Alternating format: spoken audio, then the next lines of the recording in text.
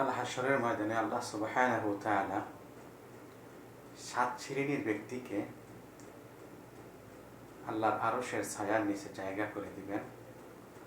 তার মধ্যে একজন ব্যক্তি হলো ন্যায়পরায়ণ শাসক।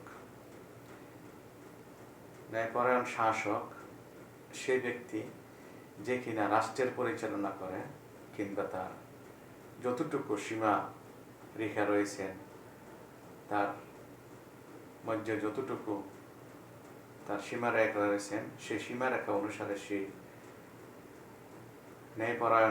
ন্যায়পরায়ণভাবে সে ওইটুকু জায়গা রাষ্ট্র পরিচালনা, সমাজ পরিচালনা করে।